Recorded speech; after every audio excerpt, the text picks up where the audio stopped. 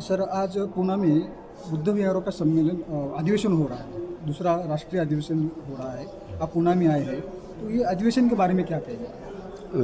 पहले तो मैं शुभकामनाएं दूंगा समिति को कि पूरे इंडिया के बौद्ध विहारों को समन्वय समिति के माध्यम से सबको एक साथ जोड़ने का जो प्रयास हो रहा है, इससे एक फ़ायदा होगा कि ये जो बौद्ध विहारों में झगड़े हैं या चुनाव को लेके या उसके लोग मठाधीश बन के बैठ जाते हैं, तो अगर सारे देश के बौद्ध विहार एकजुट हो जाए, सबका एक समन्वय समिति बन जाए, तो जिस प्रकार सिखों में गुरुद्वारा प्रबंधक कमेटी होती है, उसका चुनाव होता है, सरकार कराती है, उसी तरह उसका भी शुरू हो जाए तो ये मठाधीश बनना और कब्जे करके बैठ जाना और धम्म का प्रचार प्रसार वहाँ नहीं हो पाता, वो सब खत्म हो जाएगा।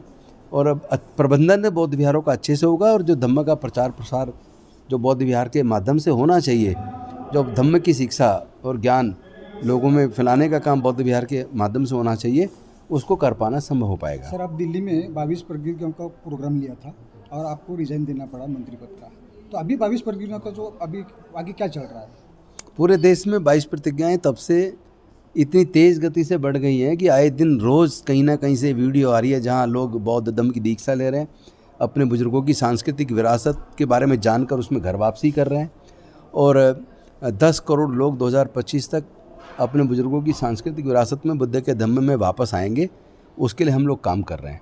धर्मांतरण का जो रूल्स आ रहा है, नया कायदा आ रहा है, तो देखिए, कोई भी कानून भारत के संविधान से ऊपर नहीं हो सकता। भारत का संविधान सभी भारत के लोगों को अपनी धार्मिक आस्था और उपासना की स्वतंत्रता देता है। कोई भी राज्य सरकार ऐसा कोई कानून अगर बनाती है या केंद्र सरकार भी अगर कोई ऐसा कानून बनाती है जो लोगों के फंडामेंटल राइट को छीने, वो अपने आप में नल एंड वॉइड है, क्योंकि ये फंडामेंटल राइट जो है वो basic structure of Indian constitution है और इस पर अनेकों जजमेंट्स हैं। आर्टिकल 368 ऑफ इंडियन जो कॉन्स्टिट्यूशन में अमेंडमेंट के लिए जो है, उसमें अमेंडमेंट के ऊपर ऑलरेडी बहुत सारी सुप्रीम कोर्ट की जजमेंट्स हैं, जिसमें केशवानंदन भारती केस, मिनरवा मिल, गोरखनाथ केस, बहुत सारे जजमेंट, और उन सब जजमेंट के माध्यम से सुप्रीम कोर्ट पहले ये तय कर चुका है कि अमेंडमेंट तो हो सकता है लेकिन basic structure of Indian constitution can not be amended. और धर्म के प्रति आस्था और उपासना की आज़ादी ये फंडामेंटल राइट है, इसलिए इसको कोई भी कानून नहीं रोक सकता किसी को। सर, दूसरी बात बोले तो अभी सत्ता में हिंदू लोग हैं, फिर हिंदू के खिलाफ मोर्चे निकल रहे हैं, इसके बारे में क्या कहें?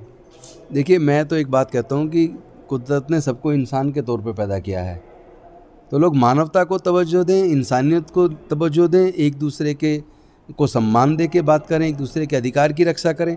अगर हम सामने वाले को सम्मान देंगे, हम खुद भी, लोग हमें सम्मान में अपने आप मिल जाएगा। और नफ़रत से हमेशा नफ़रत फैलती है, द्वेष से द्वेष फैलता है, अहंकार से कोई फ़ायदा नहीं है।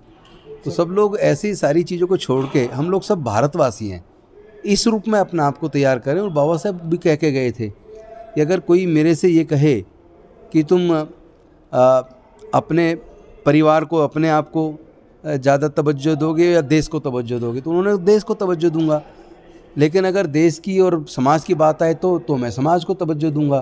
और उन्होंने साथ में ये भी कहा था कि कोई ये कहे कि मैं पहले ब्राह्मण हूँ या क्षत्रिय हूँ, वैसे हूँ, शूद्र हूँ, या सिख हूँ, ईसाई हूँ, बाद में भारतीय हूँ, या मैं पहले भारतीय हूँ बाद में सिख ईसाई हूँ, वो ठीक नहीं है। मुझे बात ये पसंद है, मैं पहले भी भारतीय हूँ और अंत में भी भारतीय हूँ। तो अपने आप को भारतीय होने पे गर्व करना चाहिए। ये बाकी जो लोग इधर उधर की बात करते हैं, ये राष्ट्र बनाना, वो राष्ट्र बनाना है, अरे नफ़रत से कोई राष्ट्र का निर्माण नहीं हो सकता। राष्ट्र का ये समझ लिए खंडित जरूर हो जाएगा। हमें भारत को खंडित होने से बचाना है। सर, लोग कहते हैं कि अभी धार्मिक दंगे नहीं हो रहे। कौन कह रहा नहीं हो रहे हैं? शांति कहाँ है देश में? कैसे दंगे का क्या परिभाषा है? लोग नफरत के साए में जी रहे हैं, एजुकेशन लोगों की छिन रही है, बेरोजगारी बढ़ रही है, नफरत का वातावरण देश में पहले से ज़्यादा तेज़ी से बढ़ा है।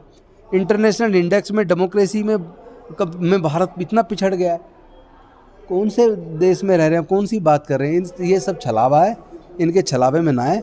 भारत को अगर एकजुट रखना है तो भारत को अपने बुजुर्गों की सांस्कृतिक विरासत में, भारत जब बौद्धमय था तब भारत विश्व गुरु था, तो विश्व गुरु बनाने का रास्ता तो बुद्ध के दम से निकलेगा। चुनाव आयोग ने जो रिजल्ट दिया है उसके बारे में क्या कहेंगे? चुनाव आयोग का तो मैटर अभी सुप्रीम कोर्ट में विचाराधीन है, लेकिन मुझे लगता है कि ऐसी स्थिति होनी चाहिए कि जो लोग जिस पार्टी से जीत के जाते हैं और फिर उसी के साथ छल करते हैं, ये नहीं होना चाहिए। जनता सब देखती है, ठीक है ना। और मेरे ख्याल से राजनीति जिस तरह की देश में चल रही है वो देश को कमज़ोर करने वाली दिखती है।